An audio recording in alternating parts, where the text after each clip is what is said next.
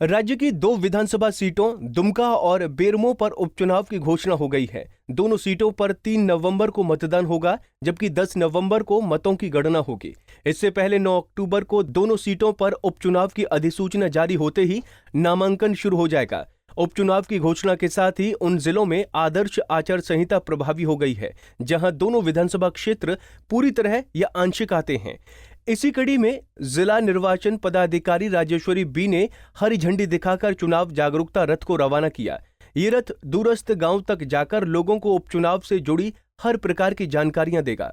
रथ हमारे इलेक्शन के स्वीप घोषणा के तहत रवाना किया गया है। ये हमारे जो दुमका और मसलिया ब्लॉक में दुमका विधानसभा का बाई इलेक्शन है, उसमें मतदाताओं की जागरूकता किया जा रहा है, क्योंकि कोरोना के समय में इलेक्शन किया जा रहा है। सभी वोटर्स को बताया जा रहा है कि वो सामाजिक दूरी का पालन करें। बूथ पे जब भी बूथ पे आएंगे तो उसका मास्क उपयोग करें। ग्लव्स अगर अवेलेबल है उनके पास तो ग्लव्स पहन के आए, अपने हाथों का सैनिटाइज़र रखें। तो इसके साथ साथ जो लोग छूटे हुए वोटर्स हैं उनके लिए हम लोग विशेष अभियान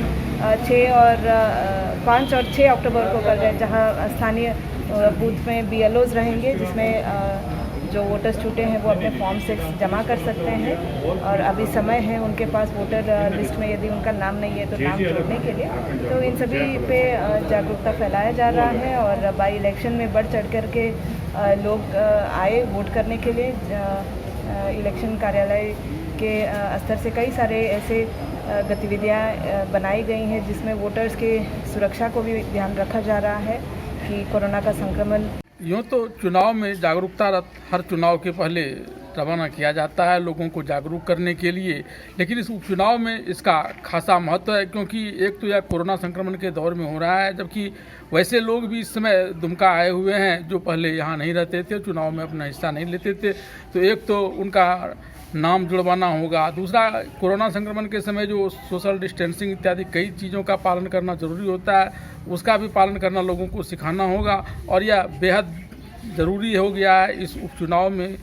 और इसके लिए जो रथ रवाना किया गया है लोगों को जागरूक करने के लिए, उसे तत्परतापूर्वक पूरी निष्ठा के साथ कार्रवाई करनी होगी। और अगर ऐसा उसने नहीं किया तो चुनाव के परिणाम चाहे जो रहे, लेकिन कोरोना का संक्रमण यहाँ बढ़ जाएगा। पंजाब केसरी के लिए दुमका से वीरेंद्र कुमार झा।